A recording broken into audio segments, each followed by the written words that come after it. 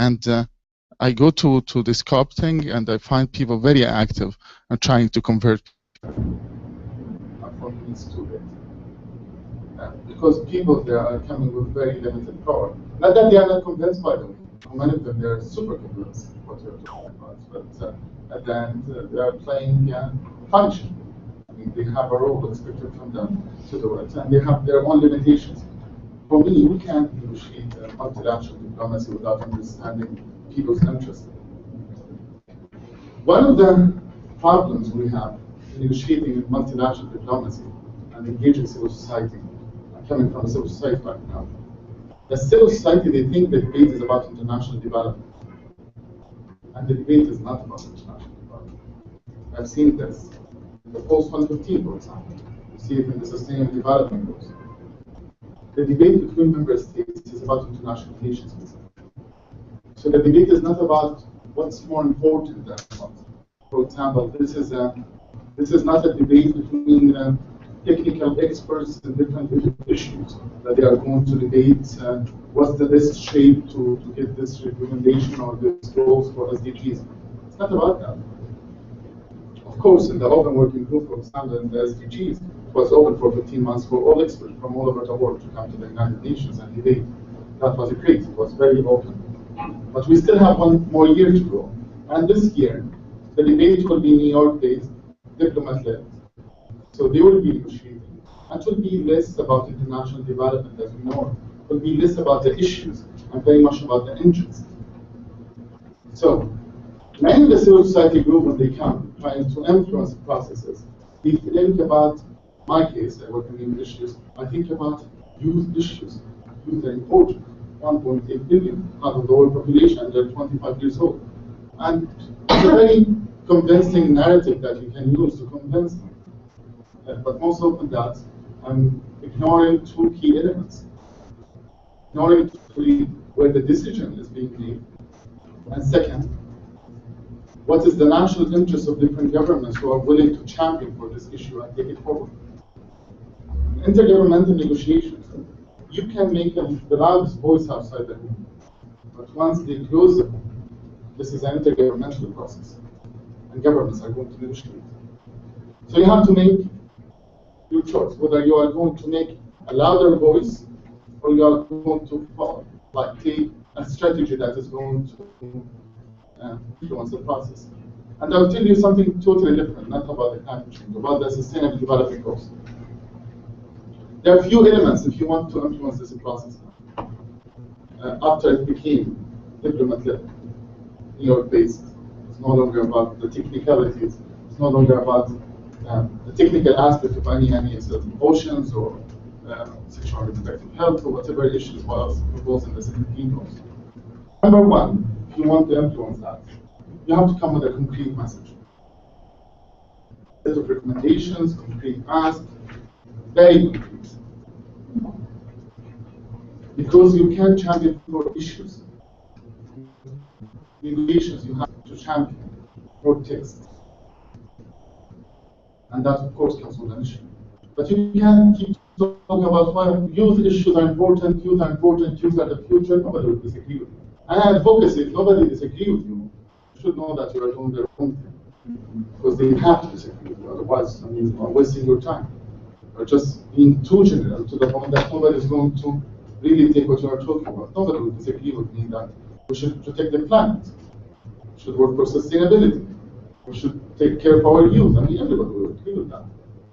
But you are not pushing something strong enough or they were concrete enough to the point that you trigger reaction to disagree. Second, you need a consensus and a coalition. And you mentioned as a tactic, but you need that.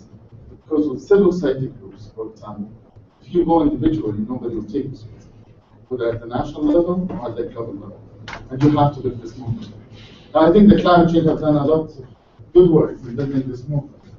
It's being threatened sometimes. I think you have really to continue working together because at the end, with all the movements you have done, you are morally very strong. But you are bankrupt somehow if you compare yourself to the lobbies who are supporting some some other companies, for example. So that's more a reason why you should come together and to try to build this and consolidate this movement. So you need a complete text for different negotiations that you start ahead of time reaching out. You need to build this movement nationally and internationally. And you need to read the key moments of this process. Key moments, for example, a month from now, a few weeks, we'll have the climate summit. I don't know, many people, they like to call it banking most of the time. For the Secretary General climate summit, because it makes me feel like it's almost either throwing a party somewhere.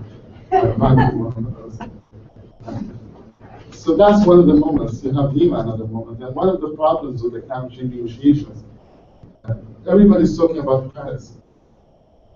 Even when I was in Warsaw last year, going to Lima, nobody's talking about these meetings. And not that Paris is not important. I think Paris is a beautiful city. It's an amazing place to conclude this process. But again, if you think going to Lima is too late to change things in Lima, thinking about Paris, it's absolutely ridiculous a strategy to think about getting a lake divide in Lima by 2015. They have no clue who's keep pushing things to Paris. I felt it in Warsaw. I mean, told them this is the first meeting in my life where everybody's talking about something going to happen 2 years from now. And this, you have no role today in making some significant progress with us there. So, by championing to Paris, make sure that you are not contributing or you're shooting yourself in the foot. By delaying things, that you should make sure that they are being dealt with today. Paris should be just a celebration, as a city to party. But you can't imagine that going to Paris just to write things from scratch. Now, you have to understand the key moments. I'm coming to 4. Element number 4 for me in the national advocacy, that you have to build strong relation and partnership with member states, at least those who really believe in this text. Also, in civil society groups, they mistake this by trying to somehow have a louder voice over some good champions or good member states. For example, if you have a few member states who are really supportive to you, you have to work with them and don't threaten them. I mean, you have some member states who are so committed, they like to be perceived as the champions. You give them a motivation to see it as national interest, they will translate in their strategy, and they will negotiate and they will take it forward. If you want member states to support your proposal, they will support it, but they will not take it forward. Because this is not their issue. And I can tell you, there are hundreds of issues where member states they support, but they don't necessarily would take it and start negotiation and inviting people to meeting and championing one. So don't mistake this. You have really to do a good division of labor somehow, and to know that this is, at the end, it doesn't matter even if you, whatever work you do in terms of advocacy, if you don't have a few member states who are willing to take it and they think this is my issue now, I want to champion for this issue, and I want this to convene like legal formats, etc. to negotiate, you will not be going far. You'll be making good noise, but not inside the most important room where this noise should be made. And I have seen it over and over in different issues. So that's another thing you have to consider. Now, talked about the key moments, and we talk about getting some member states to support you. Then this two-level game thing is very important, because to influence things in New York or Lima or in Paris, you have to work with your capital, and you have to be innovative there. You can do this at advocacy that is running in different countries around the world at the same time.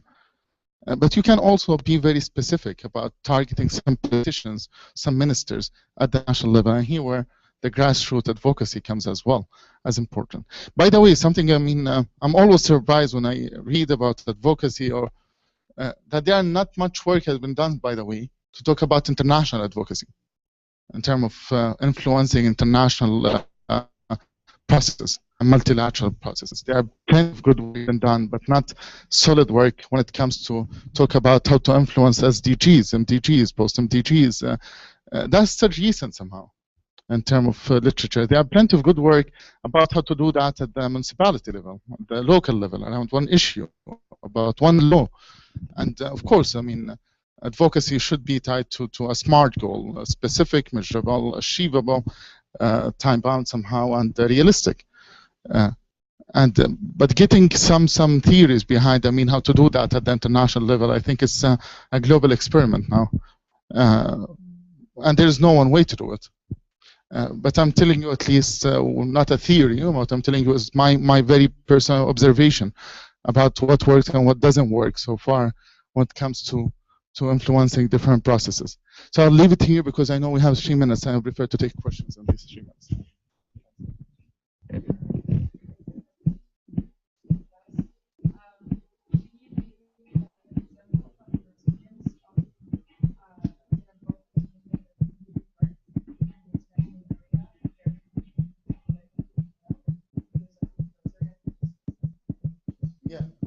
I'll tell you one that is less controversial about youth and sustainable development goals. We built something called the crowdsourcing and get consensus around what are the youth-related targets in the post-2015. We ran that for 5 months. We consolidate thousands. So we tried to look to all these outcome documents. We brought it together. We have a steering committee from UN agencies, youth organizations, and the crowdsourcing for youth targets in post-2015 from January to June to this year. And we came to build a consensus around what is the message. And I call that from consultation to consolidation. And we built a movement of 1,700 youth organizations around it. And then we started inviting member states and giving them that document to champion for. Sent letters to all member states and we engaged with them. And the outcome document of the Sustainable Development Goals took a lot of what was mentioned in that document because we ran it in a very soft mode. We give them everything they need. Member states, they tell you, okay, you talk about youth. What do you mean by youth? What do you mean? What are the youth-related targets? We don't know. I mean, we don't disagree with you, but give us something specific. So we offered them that one, and we try all the time not to compete with member states for credit, but rather to support them because at the end I care about the issue, not about the credit. So, and you can't compete with member states at the end of the day. It's very important for them to take the lead in that. But I would say that could not be applied as it is to the climate change. That's a different debate and different struggle. Would require a totally different reading for the power relations and the negotiation process. Understanding the power in that is extremely important to know exactly, well, the hidden one and the direct one and who is influencing what without having a very critical reading to at the national level or at the global level to how the decisions are being made. You will not go far. And understanding this, I would say one of the very important things to know the power relation, I mean, whether in that negotiation process or at the national level, who is blocking? Because again, you have a very good moral authority to talk about. Talk about the planet, you talk about sustainability, you talk about the future generations, but you also talk about big companies. That's all. And it is what it is. It's not about like what's.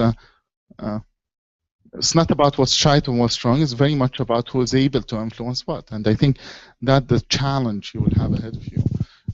And to get that, you need a very good text and message. You need a very good movement around the world that coming together. You need also to tap in all the opportunities and to be very proactive. And you need, of course, to get the political support and the political, because the last thing you want to be perceived is to be the people who just like keep carrying this banners and just like protesting outside the building, making noise and just interrupting meetings. I think that's good and that's important. Don't get me wrong, I was in Tahrir Square from day one, by the way. And I am like, I joined many protests in my life and I'm all for it. What I'm not for is thinking that this is the only way to get things done. Getting some concrete things on the table, following the negotiations, and at the end, I mean, people with dark suits are still people, by the way. and they sit to negotiate because that's their function. They are asked to do this. They would not mind leaving some legacy or history. They would not mind, I mean, being perceived as a champion who brought some good for humanity. So I would not question their intention to do that, but I would rather try to find what's the right strategy. You can always escalate. You can always do some division flavors. Some people do the escalation, and others who are trying to pass some language and work with member states. But honestly, at this point of history, I think there are a few member states, or there are some member states who really could be very good partners for you to work with, and there are more commitments coming from all over the world for climate summit. It's a very good moment coming ahead of us with the Ban Ki-moon summit, which is in a few weeks, to hear some commitments, bold commitments coming from all over the world. So it will be like an outbidding somehow, where they keep bidding and sharing what their commitments are. So I think you have to be prepared with something, hold them accountable for the commitments they are going to make. To maybe, I mean, this could be your commitment to Ban Ki-moon summit, to make sure that that your commitment is to hold the governments accountable for the announcement they are going to make. As simple as that. I think, I mean, the power of people is way more important than people in power somehow, because that change over time. And you are voters. You can drive governments out of office.